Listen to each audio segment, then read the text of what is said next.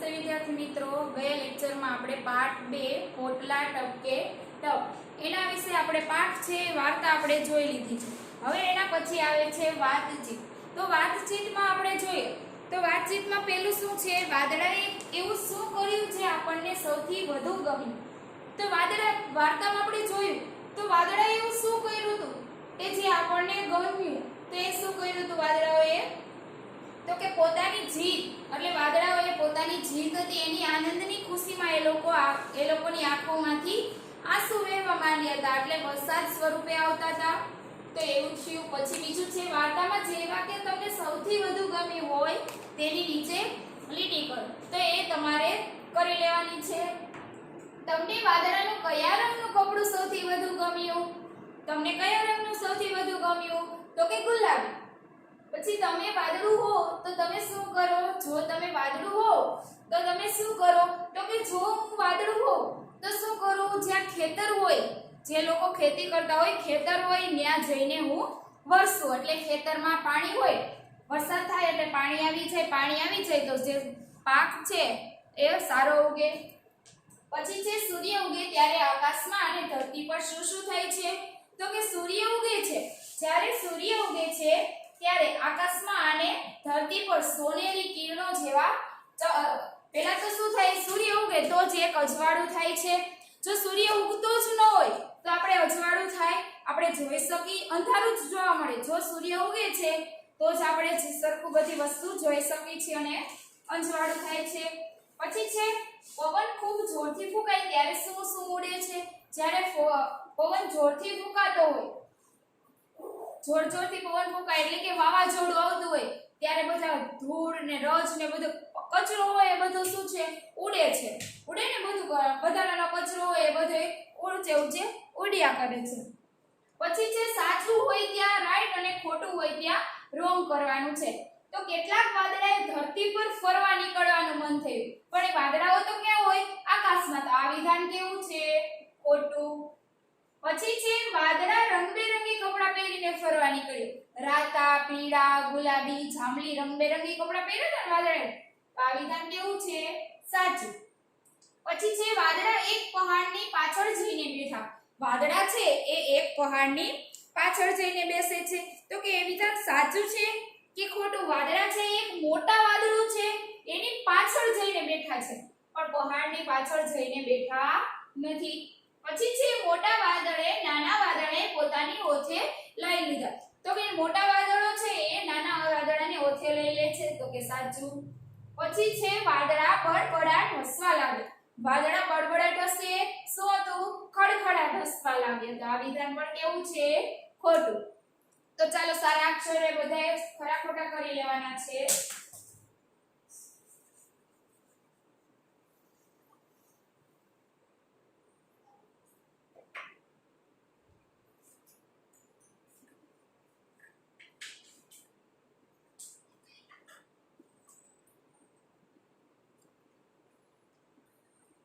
એના પછી છે એક જ શબ્દમાં ઉત્તર લખો। હવે એમાં શું કરવાનું, આપણે વર્કશીટમાં કેમ આખો પ્રશ્નના જવાબ લખતા તેવી રીતે લખવાનું નથી, પણ ખાલી એક જ શબ્દમાં લખવાનું છે। તો પહેલું છે વાદળા ભેગા થઈને કોની પાછળ જઈને બેઠા હતા? તો વાદળા ભેગા થઈને કોની પાછળ બેઠા હતા? કાળા વાદળાની પાછળ, કાળા વાદળાની પાછળ, કાળા વાદળાની પાછળ। પછી બીજું છે વાદળા કોની ગાડીમાં બેસીને દોડવા લાગ્યા? તો કે પવનની। પછી છે વાદળાએ દીવો સળગાવ્યો ત્યારે નીચેથી લોકો શું થયું એમ કહેવા લાગ્યા? તો કે સૂર્યોદય થાય છે। શું થાય છે? સૂર્યોદય।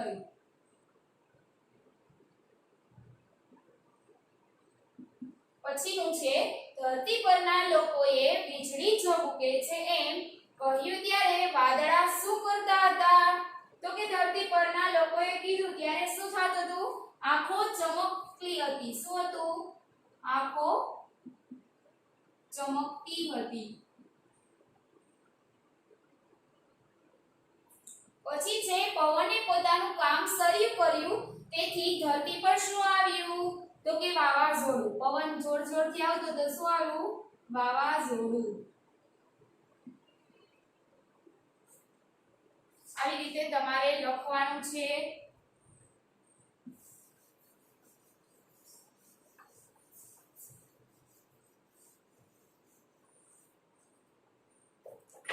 એના પછી છે નીચેનામાંથી સાચા અર્થવાળા વાક્ય સામે રાઈટ કરો. આમાંથી વાક્ય આપેલું છે એના જેવું સાચું અર્થવાળું હોય એની સામે શું કરવાનું છે? રાઈટ. તો પહેલું છે ગુલાબી ઠંડી હતી. તો ગુલાબી ઠંડી હતી તો મજા પડે એવી ઠંડી હતી. તો પહેલું છે ગુલાબી રંગની ચાદર ઓઢીને ઠંડી આવી હતી. તો કે કેવી ઠંડી હતી? મજા પડે એવી ઠંડી હતી. તો આમાં રાઈટ ની નિશાની કરો. પછી છે સૂર્યોદય થયો. તો સૂર્યોદય થયો તો આપણે શું કહીએ? સૂર્ય ઉગ્યો. સૂર્યોદયને શું કહેવાય? સૂર્ય ઉગ્યો. તો વાક્ય જોઈએ તો એમાં ક્યાંથી આપેલો છે? સૂર્યને લોકોની દયા આવતી હશે, સૂર્ય ઉગ્યો હશે કે સૂર્ય અને ઉદયનો ઝઘડો થયો હશે. તો આપણે સૂર્યોદય કોને કહીએ? સૂર્ય ઉગ્યો હશે. તો એમાં રાઈટની નિશાની કરવાની છે. પછી છે પવનના વાદળા પવનની ગાડીમાં બેસી દોડવા લાગ્યા. વાદળા છે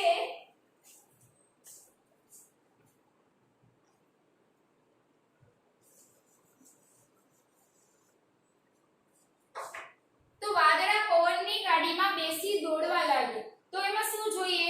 તો પવનના ધક્કાથી વાદળા ઝડપથી ખસતા હતા, વાદળા દોડતા હતા કે પવનની ગાડી ખૂબ જ ઝડપથી ચાલતી હતી. તો પવનના હિસાબે શું હોય? વાદળા આગળ ચાલતા હોય. તો પવનની ગાડીમાં બેસીને વાદળા આગળ ખસતા હતા. તો અમારે રાઈટ કરવાનું છે.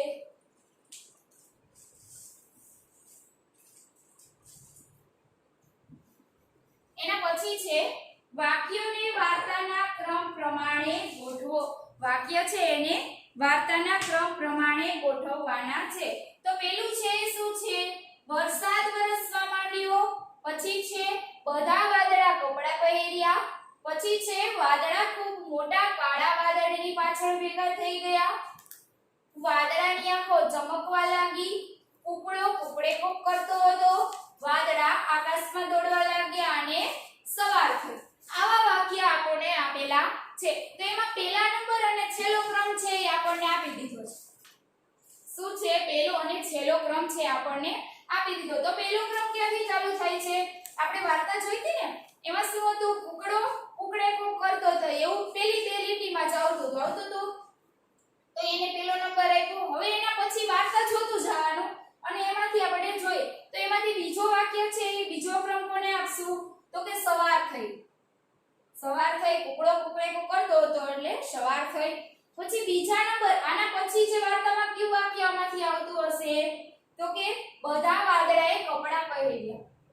કયું આવતું હતું? બધા વાદળાએ કપડા પહેર્યા. પછી છે વાદળા ખૂબ મોટા કાળા વાદળની પાછળ ભેગા થયા. તો એમાં 4 નંબર. પછી 5 નંબર છે આપણે કોને આપસી? તો 5 નંબર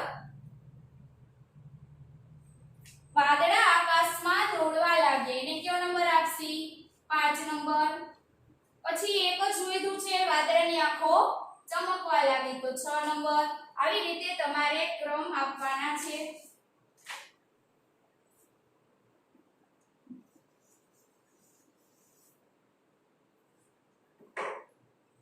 એના પછી છે આવું થાય ત્યારે તમને શું થાય એનો ક્રમ ખાલી જગ્યા ક્રમમાં બોક્સ છે એમાં લખવાનું. તેમાં 4 વાક્ય આપેલા છે. વાવાઝોડું આવ્યું હોય એવું લાગે. બીજું વાક્ય છે વરસાદ આવ્યો હોય એવું લાગે. ત્રીજું વાક્ય છે સૂર્યોદય થયો એવું લાગે અને ચોથું વાક્ય છે વીજળી થાય એવું લાગે. આપણને વાક્ય આપેલા છે એના જેવું જ વાક્ય આ 4 માંથી એક ગોતવાનું છે. તો પહેલા નંબરનું આવતું હોય તો એમાં શું લખવાનું? પહેલા નંબરનો ક્રમ લખવાનો. બીજા નંબરનું આવતું હોય તેમાં 2 લખવાનું. ત્રીજા નંબરનું આવતું હોય તો 3. પણ આપણે પહેલું વાક્ય જોઈએ. વાદળાના હાથીએ સૂંઢથી મોટા ફૂફડા માર્યા. તો આપણે જોઈએ તો આમાં છે એમાંથી આમાં 4 વાક્ય આપેલા છે એમાંથી કયું વાક્ય એના અનુસાર છે? તો કે પહેલા નંબર વાવાઝોડું આવ્યું હોય એવું લાગે. તો એમાં 1 નંબરનો ક્રમ લખ નાખવાનો.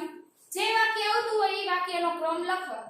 પછી બીજું વાક્ય છે આકાશમાં મોટી ટ્યુબલાઇટ ચાલુ થઈ. આકાશમાં મોટી ટ્યુબલાઇટ ચાલુ થાય ટ્યુબલાઇટ ચાલુ થાય તો અજવાળું થાય, તો સૂર્યોદય થયો હોય એવું લાગે?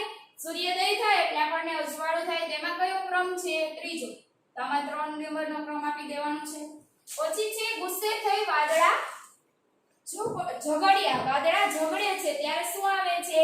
વરસાદ. તો શું આવે? વાવાઝોડું આવ્યું હોય એવું લાગ્યું. તો 1 નંબરનો ક્રમ આપી દેવાનો. પછીનું છે વાદળાઓએ દિવાળી ઉજવી. વાદળાઓએ શું ઉજવ્યું? દિવાળી. વાદળાઓએ દિવાળી ઉજવી. તો એમાં આપણે શું આવે? 4 નંબરનો ક્રમ. શું આવશે? 4. તો કે વીજળી થાય એવું લાગે. પછી છે આખી ધરતી પર ફેલાય એવડો ફુવારો છોડ્યો. તો શું થાય? વરસાદ આવે ત્યારે ધરતી પર ફુવારો છોડ્યો હોય એવું લાગે. તો એવો કેમાં છે? 2 નંબરમાં. પછી છે એક વિશાળ કાર્યની આજ્ઞાઓએ બરણીમાં મીટિંગ કરી. તો એમાં શું જોઈએ? એના જેવું જ વાક્ય જોઈએ તો શું આવે? 4 નંબર. વીજળી થાય એવું લાગે છે એવું. પછી 7મું છે ઉપર કોઈએ મોટો નળ ચાલુ કર્યો. ઉપર કોઈએ મોટો નળ ચાલુ કર્યો. તો શું છે? નળ ચાલુ કરે તો વરસાદ આવે. તો આપણને શું આવે? એમાં 2 નંબરનો ક્રમ છે એ આપશું. પછી છે આકાશની પરીઓએ વાળ ધોય. આકાશની પરી વાળ ધોવે એટલે વરસાદ આવવાનું ચાલુ થાય. પાણી ઢોળે. પાણી ઢોળે એટલે વરસાદ આવે. તો એમાં પણ બીજો ક્રમ આવશે. આવી રીતે તમારે ઉપરથી જોઈને ક્રમ લખવાના છે.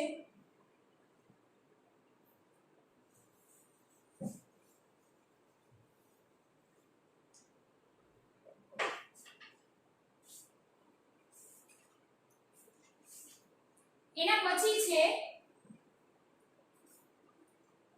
પછી છે રીડિંગ ક્રિકેટની રીત. વાદળાની ગમત વાંચો.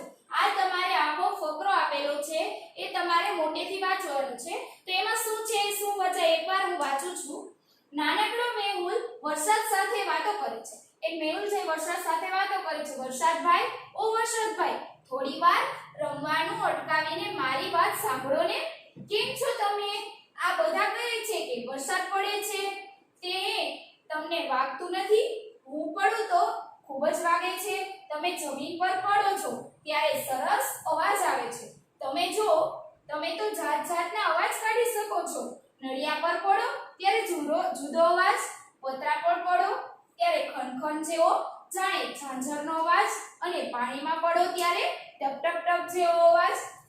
બારીના સળિયા પર ને ઝાડના પાંદડા પર ઝૂલતા મેં જોયા છે. સૂરજ દાદાનું અજવાળું તમારા પર પડે ત્યારે તો તમે મસ્ત સ્મિત કરો છો. અચ્છા, પણ એ તો કહો તમે ક્યાંથી આવો છો? તમે મને ક્યાં લઈ જશો? એવું છે એ વાક્ય. આ પેરેગ્રાફ છે એ તમારે મોટેથી ખાલી વાંચવાનો જ છે. એના પછી છે આ ફકરામાં તમને ગમતા 2 વાક્યનું અનુલેખન કરો. એમાંથી તમને જે ગમતા હોય એ વાક્ય તમારે લખવાના છે. તો હું એમાંથી અત્યારે લખું છું.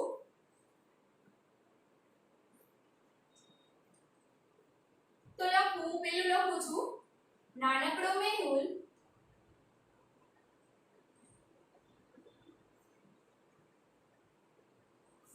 વરસાદ સાથે વાતો કરે છે. કોની સાથે કરે છે? વરસાદ સાથે વાતો કરે છે.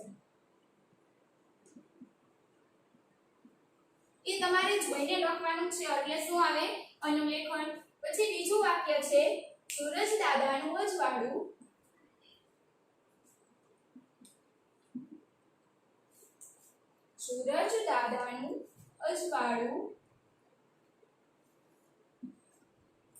તમારા પર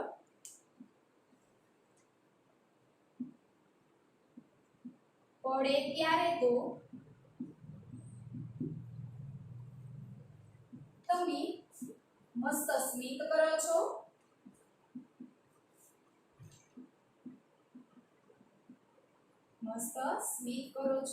આવા 2 વાક્ય છે તમારે અહીંયા લખવાના છે. તમને આના સિવાય કોઈ પણ બીજા 2 વાક્ય તમને ગમતા હોય તો તમારે આના સિવાય ગમે બીજા વાક્ય પણ લખી શકો છો.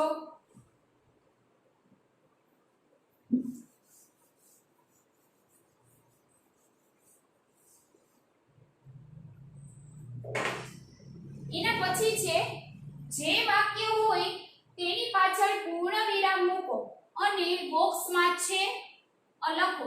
વાક્ય ન હોય એની પાછળ બોક્સમાં નથી લખો. એટલે આમાં શું કરવાનું છે? વાક્ય આપેલા છે એમાં વાક્યની પાછળ જેમાં પૂર્ણ વિરામ હોય એમાં છે લખવાનું બોક્સમાં, જેમાં પૂર્ણ વિરામ નથી એમાં આપણે કાંઈ નથી લખવાનું છે. તો એમાં જોઈએ, ચાલો આમાં ઉદાહરણ આપેલું છે, અમને વાર્તા સાંભળવાની મજા પડી. તો એમાં પૂર્ણ વિરામ આપેલ છે તો એને શું લખ્યું છે? બોક્સમાં છે. પૂર્ણ વિરામ છે તો લખવાનું છે. તો હવે આપણે પેલું વાક્ય જોઈએ, અમે રોજ સાંજે બાગમાં ફરવા. વાક્ય પણ અધૂરું છે. પૂર્ણ વિરામ ક્યારે આવે? વાક્ય પૂર્ણ થાય ત્યારે પૂર્ણ વિરામ આવે. પણ આ વાક્ય પૂરું છે નહીં. અમે રોજ સાંજે બાગમાં ફરવા જાય છીએ અથવા તો ગયા. તો એવું હોય તો વાક્યમાં પૂરું થઈ ગયું પછી આવે તો આ પૂરું વાક્ય છે નહીં, તો નથી. પછી છે બીજું, ઉનાળામાં તો અમને ખૂબ જ ગરમી પડે છે આવે. તો આપણે પૂર્ણ વિરામ મૂકી પણ એવું કઈ લખેલું છે નહીં, તો આમાં પણ પૂર્ણ વિરામ નથી. પછી છે ત્રીજું, બધા વાદળા પાણી ભરીને આવ્યા. તો આમાં પણ પૂર્ણ વિરામ આપેલું છે નહીં, તો પૂર્ણ વિરામ નથી તો નથી લખવાનું છે. પછી છે મારે એરોપ્લેનમાં બેસી દિલ્હી જવું છે. પણ આમાં વાક્ય પૂરું છે પણ પૂર્ણ વિરામ આપેલું છે નહીં, તો શું લખશું? નથી. પછી છે દિલ્હી પહોંચી હું કુતુબ મિનાર જોવા. જાય અથવા ગયો એવું હોય તો પૂર્ણ વિરામ આવે, પણ જોવા વાક્ય જ કેવું છે? અધૂરું છે, તો એ અહીંયા આવશે નથી. તો આવી રીતે તમારે લખવાનું છે. પૂર્ણ વિરામ હોય તો છે, ના હોય તો નથી. ચલો અત્યારે આપણે અહીંયા સ્ટોપ કરી દેશું. હવે આના પછી છે એ આપણે નેક્સ્ટ લેક્ચરમાં જોશું.